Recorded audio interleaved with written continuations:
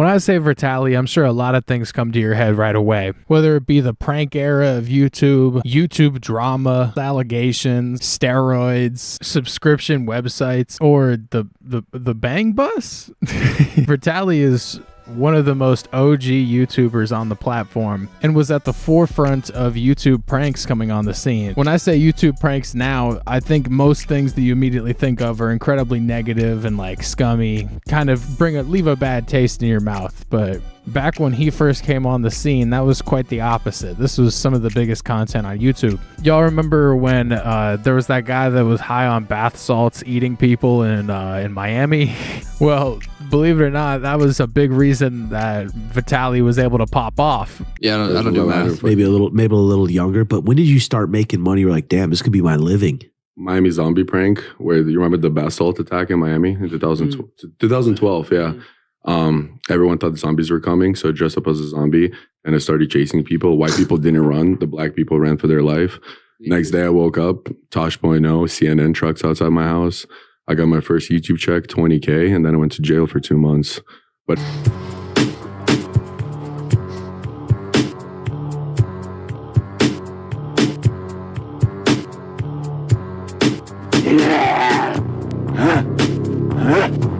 It's hard to tell which ones of his pranks had fake reactions and paid actors and which ones didn't.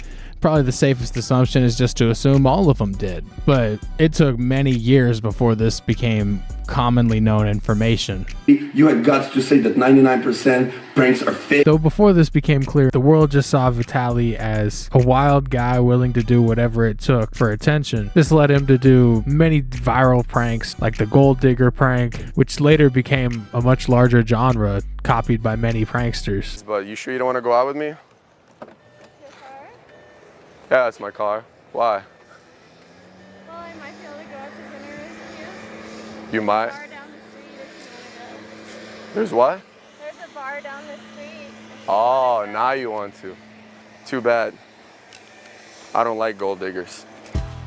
And even streaking at the World Cup. This was a moment that made Vitaly somewhat of a household name, skyrocketing him beyond any prankster at the time. He was very well known and collabed with just about every vlogger or big internet personality out there. Very close relationships with people like FouseyTube and Roman Atwood. He started to get himself riled up in a lot of YouTube drama. I was about to say rumor has it, but it's pretty much confirmed that man was abusing a lot of drugs, doing all sorts of crazy shit. Eventually, Vitaly and his close friend Fousey ended up in YouTube beef, calling out each other for faking pranks and making multiple videos against each other and calling out the YouTube prank genre in general. And this was sort of the beginning of the end for YouTube pranks and the beginning of the end for Vitaly, as from this point on everybody was just watching to see if they could tell whether his pranks were real or fake, because once he admitted only one of the pranks was fake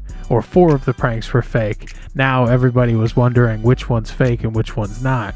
And this just drove him to go more and more intense to keep the attention. And as he became more and more intense, it was at the same time when YouTube was becoming more and more strict with their guidelines. Some would refer to it as the adpocalypse. Pretty much every time he would upload a big video, it would get taken down or demonetized, and he would not be able to profit off of all the work. He kind of disappeared after that, came back for a little bit with his subscription service, basically went back to his Bang Bus days.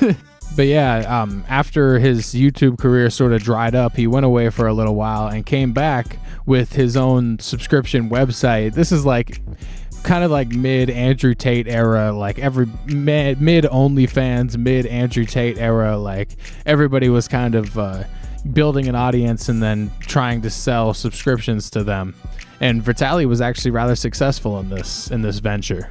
Vitaly Uncensored, living an unsustainable lifestyle that was going to come to a head, and it did. It all manifested itself. He got arrested for attacking some random women while high on drugs. No, but mushrooms are good. I never had a bad trip until that one time where I flew.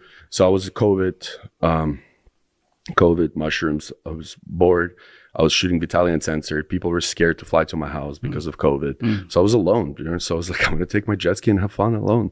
And my friends decided to come to shoot for Vitaly Uncensored. And You know, when they say, when you take mushrooms with other people, you might have a bad trip.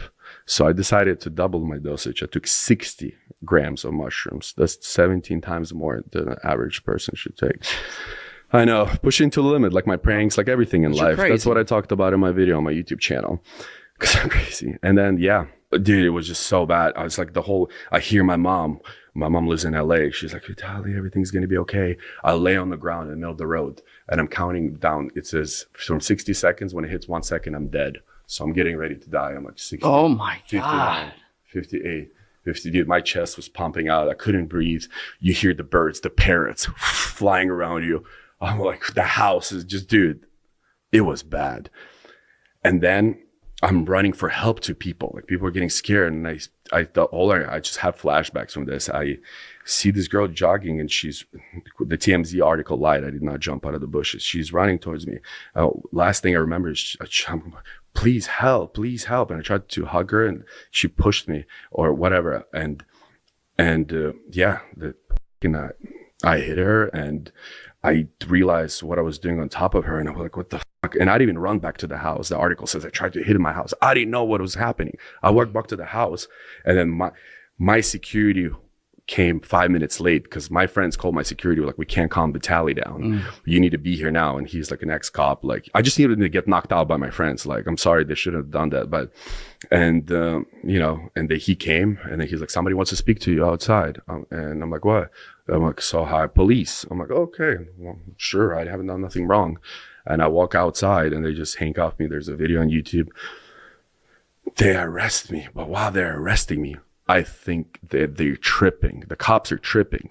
And I was like, I need to save this whole world. So I'm trying, in the video, I say, listen, guys, listen. And I can't continue because I can't put my speech together. But what I was going to try to tell them, if you turn off your sirens and you stop talking and let me go to sleep, I'll wake up sober and you guys will be sober. But when you're on mushrooms, you can't put that much mushrooms. You can't put two and two words together. And then I just remember going to jail and coming closer to the reality. And then somebody told me what happened. I was like, what am I charged for? And just, that's it. My life just crashed. And yeah, actually. Very interesting story Vitaly is. And he would go away for a little while, having to reconsider pretty much everything. This was the end of Vitaly Uncensored. This was the end of everything he had going. And when he came back, he tried to almost restart from the beginning, back to his similar style of pranks, but the clock was still ticking for Vitaly. He hadn't figured out anything sustainable. YouTube was at a different place, and this wasn't going to be enough. It was only a matter of time before Vitaly would fade into irrelevancy. And this is when he saw one of his very close friends back in the day, FoozyTube. FoozyTube came back just a little over a year ago, and he started doing 24-hour streams. He would stream every second of his life. Insane, I know, right? But this became rather viral and started to draw a lot of attention. And for the first time in a while, Foozy was at the peak of internet culture. He was finally being talked about again from all these different people and was incredibly entertaining. I'm so sorry, just for 2 seconds. Thank you so much. I'm coming. Thank you, Nadia. I know another Nadia, but you're way better than her. How's it going, sir? Are you the friend too? My hot dog? Sorry? With a lot of things that Foozy does, he's very extreme with it, goes super hard, and burns out just about as fast.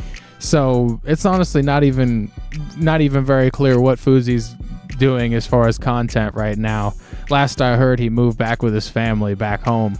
But while this was all going on, Vitaly noticed that Foozy was carving out a path. You were gonna, like, what made you come back to this in the way that you're back at it now?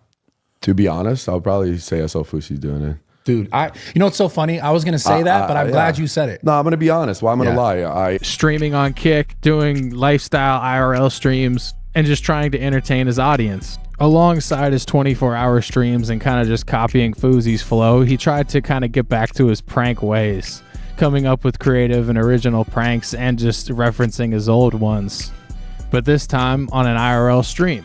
And he just so happened to stumble on a format that worked so well. Catching predators on the internet is not a 100% original idea. There are a lot of people that have made careers are be online or catching him in person, you know, Chris Hansen style back in the day. At first, it was just him proving the concept and getting attention for really just doing good work, exposing terrible people that just creep in the shadows on a daily basis, spreading awareness of just how many predators there are out there, how many of these horrible people truly just exist. And then he started to get other people in on it.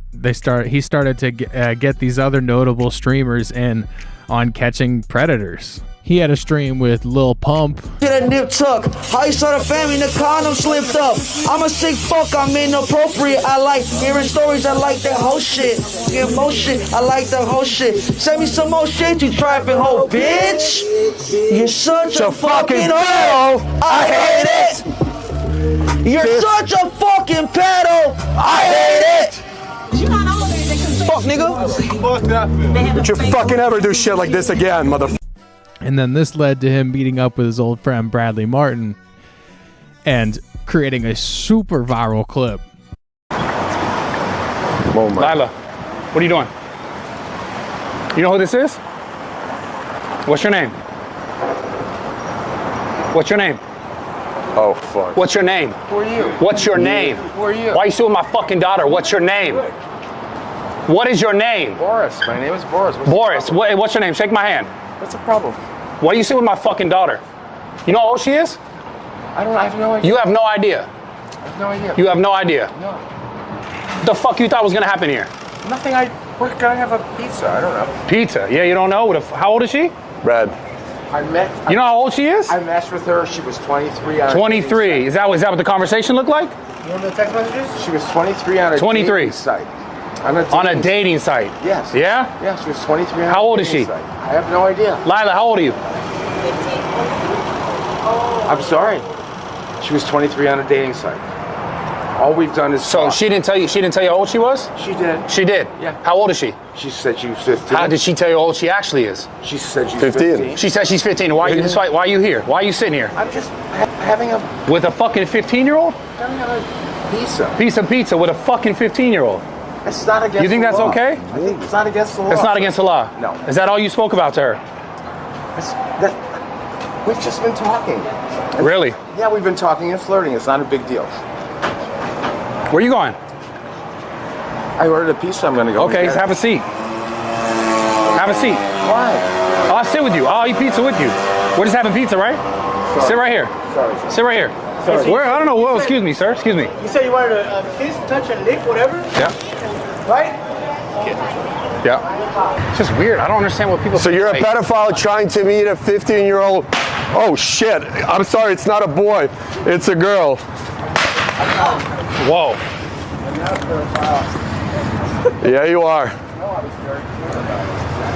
Wait. From Brad's perspective, he didn't even know what was going to happen. Vitaly had set up everything, and not even Vitaly knew fully what was about to happen. All they knew is that they had gotten a girl to say that she was underage and then meet up with, and then when they met up in person, the girl revealed that she was only 15 to the man, and the man didn't care. He wanted to continue exactly the same. The man never ended up getting arrested. He got away. But it came out later that this guy was a producer of Space Jam, a billionaire Hollywood executive. And I'm not going to get into the weeds with this all the way, but apparently there started to become a whole bunch of articles released about how all these positive things that this man has done and all these movies that he's created, trying to cover up the story. You know, it's just a little bit too obvious. But just by doing genuinely good work, Vitaly and Brad stumbled upon an incredibly massive story in a crazy situation. And now it seems like this is Vitaly's new thing. And I mean, it's really just amazing thing. It's an amazing thing that they're doing, spreading awareness for these horrible people, these terrible things that are happening way more frequently than anybody would think, anybody would like to admit. It's really insane if you take a step back and look at this really, frankly, overall negative YouTuber that didn't do much more than just kind of take from the community at large, and to see what he's doing now and how this is truly just good work. And Vitaly just seems like, all in all, he really loves doing it. It seems like in the past month, he's been going non-stop, like one stream after another. And the scary reality of this is that you could do this every day, multiple cases a day, and there's still an infinite number that he could be catching. And that's the scary but beautiful reality. Scary because that these fucking terrible people exist, but beautiful that this means that Vitaly could do this an infinite amount of times and just ad nauseum repeat. So yeah, just this seems like a really positive turn for Vitaly and just IRL streaming in general, because as was pretty clear a couple months ago, IRL streaming was kind of swirling the bowl, you know? It was kind of taking a really dark turn with people getting arrested in other countries, just being assholes to people in public. And now this is a surprisingly really great turn for IRL streaming. Who could have seen this coming? But anyways, I think that's all for this video. I love y'all. Let me know what you think about this Let me know what you think about this style of streaming. Let me know what you think about Vitaly in general. And yeah, I love y'all. I'll see y'all in the next one. Doses. You know, Mork, I think you're beginning to grow. Well, sir, I don't know how much value I have in this universe, but I do know that I made a few people happier than they would have been without me. And as long as I know that, I'm as rich as I ever need to be. So I'll catch you on the rebound, your magnitude. Until next week, Nanu, Nanu.